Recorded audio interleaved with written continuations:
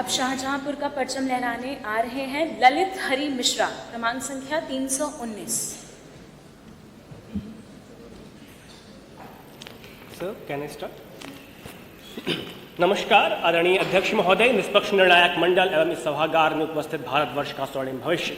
मैं ललित हरि मिश्रा अखंड भारत के ऐतिहासिक भूखंड क्रांति धरा जनपद शाहजहांपुर से आज की इस विकसित भारत युवा संसद में अपने विचार रखने जा रहा हूं। मानवर हमारे जनपद के कवि हैं विजय ठाकुर, उनकी पंक्तियां मुझे याद आती हैं कि प्रतिमा बनकर जीवन जीना अच्छा नहीं जवानी में, कि प्रतिमा बनकर जीवन जीना अच्छा नहीं जवानी में, अरे जवानी वो होती जो आग लगा दे पानी में, जो आग लगा दे पानी में।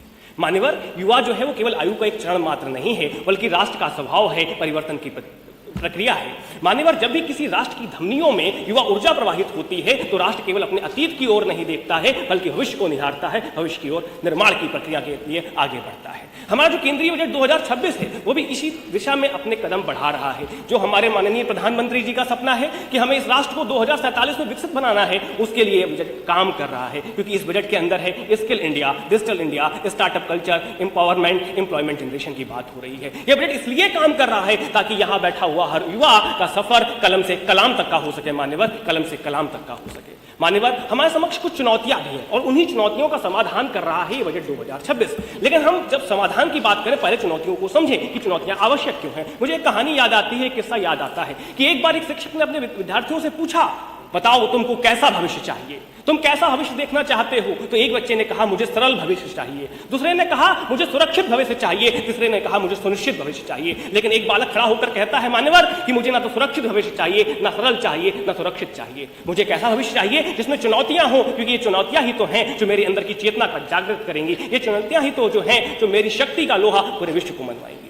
और अतीत में भी हमारे सामने कई चुनौतियां, इतिहास साक्षी रहा है। कभी आपातकाल के रूप में हमारे लोकतंत्र का गला घोटा गया तो कोई अडवाणी बनकर निकलता है, कभी सांस्कृतिक चेतना की बात होती है तो कोई अशोक सिंघल बनकर निकलता है। मानवर, हमारे ही जनपद के कवि हैं अजय गुप्ता जी, वो लिखते हैं कि प्रतिबंध शासकों से जब पाती हो वाणी, प्रतिबंध शासकों से पाती जब वाणी, तब राष्ट्र चेतना बन जाती अडवाणी। प्रतिबंध शासकों से पाती जब वाणी, तब राष्ट्र चेतना बन जाती अडवाणी। चलते प्रश्नों का हल खोजा करती हैं, जलते प्रश्नों का हल खोजा करती हैं, माएं अशोक सिंघल पैदा करती हैं, माएं अशोक सिंघल पैदा करती हैं। आज हम डिजिटल यूनिवर्सिटीज का विस्तार कर रहे हैं, रिसर्च एंड इनोवेशन की बात कर रहे हैं। मान्यवर, रिसर्च इनोवेशन की बात हो रही है। पीएम सेतु हो या माई भारत जैसे प्लेटफॉर्म ये तय कर रहे हैं आज का युवा सिर्फ समय के साथ चलेगा ही नहीं, बल्कि समय का नेतृत्व भी करेगा। और ये बजट मुख्य रूप से उन लोगों के लिए काम कर रहे हैं जो सुदूर इलाके के अंदर बैठे हुए हैं, जिनके पास प्रतिभाएं हैं मगर मंच नहीं है, उनको मंच देने का काम ये बजट 2026 कर रहा है। चूंकि समय की बाध्यता है और अभी हाल में ही हमारी सरकार ने रश्मिरथी पर्व मनाया है। दिनकर जी की पंक्तियों के साथ अपनी वाणी को विराम दूंगा कि स्वर्ग के सम्राट को जाकर खबर कर दें, कि स्वर्ग के सम्राट को जाकर खबर कर दें, रोज ही आकाश बढ़ते आ रहे हैं वे।